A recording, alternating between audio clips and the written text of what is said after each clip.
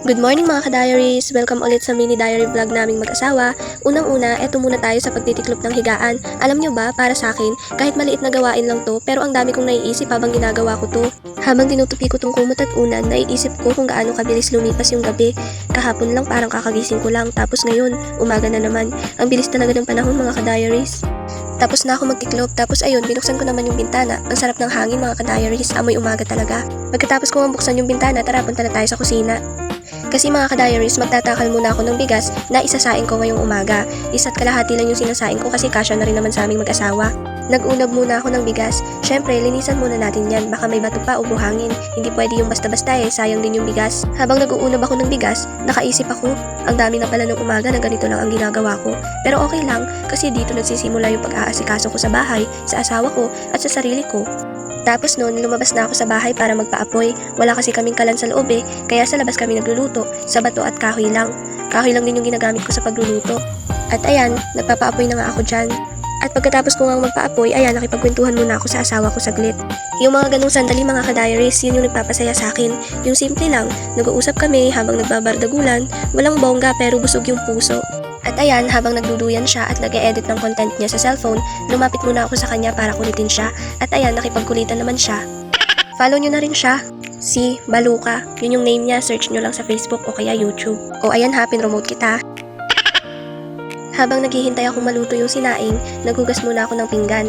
Ayoko kasi nang naiipon medyo nakakapagod pero okay lang, exercise na din yun, diba mga ka-diaries? Buti na lang, nandun si Mister. Siya yung nagbantay ng sinaing habang ako naghuhugas ng pinggan. Teamwork talaga kami sa umaga, lalo na pag nandito siya at wala siyang pasok. Pagkatapos ko nga maghugas ng mga pinggan, nagbiyak muna ako ng isang itlog. Diba kahapon ng umaga may binigay si nanay ng 2 itlog at isang tuyo? Isang itlog lang niluto ko kahapon ng umaga kaya may natira pang isa para sa umagahan namin ngayon. Salamat talaga nay, ang laking tulong mo sa amin. Yung simpleng itlog na yan, 2 umaga na naming inabutan. Kaya habang ini-scramble ko tong itlog, iniisip ko, ang swerte ko kasi kahit maliit may paraan palagi. At alam nyo ba mga ka-diaries, paborito ko talaga yung itlog na fried na may kamatis at sibuyas. Pero today, sibuyas lang yung ilalagay ko dahil walang kamatis. Kayo ba mga ka-diaries, ano favorite nyo nilalagay sa itlog pag magpiprito kayo neto? And ayan nga mga ka-diaries, hinugasan ko muna yung kawali na pagpiprituhan ko ng itlog. At ayan na nga mga ka-diaries, lumabas na nga ako dyan para prituhin yung itlog. Mga ka-diaries, pinainit ko muna yung mantika sa kawali. And ayan na nga mga ka-diaries, umahalimuyak na yung amoy niya, nakakatakam na talaga.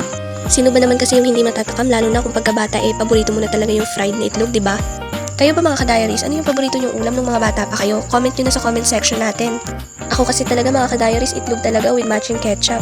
Kayo po ba? Share nyo naman sa comment section natin. Amoy pa lang ka-diaries, gutom na ako. Tapos ayun, kumain na kaming mag-asawa, kanin at itlog lang.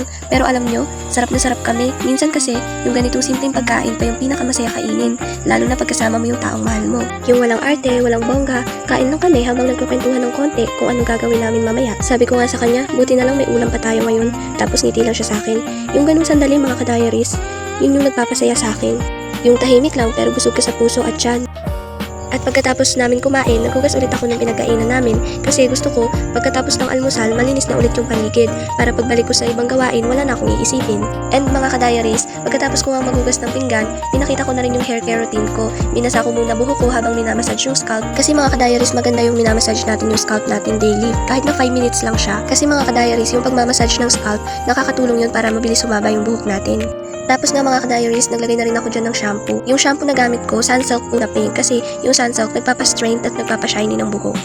At pagkatapos ko nga po lagyan ng shampoo, binanlawan ko ulit. Tapos ayan, naglagay ako ng rice water. Hindi ko na binanlawan agad hahayaan ko muna ng 30 minutes bago ko banlawan ulit. Sabi kasi nila effective daw to pampahaba at pampalakas ng buhok.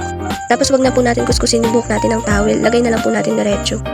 Pagkatapos ng hair care routine, naglagay ako ng towel sa ulo ko para di tumulo yung rice water. Tapos ayun, diretso laban ako. Yun lang ang umaga namin mga ka-diaries. Simpleng gawain lang pero puno ng kwento at pasasalamat. Salamat sa Diyos sa panibagong araw. Salamat kay nanay sa itlog. Salamat kay Mister sa pagtulong at salamat sa inyo sa panonood. Kung nagustuhan nyo, pa-like and pa-follow na rin para sa next entry ng diary namin. Comment down below kung ano ang morning routine nyo. Ingat kayo palagi. Have a good day. Bye!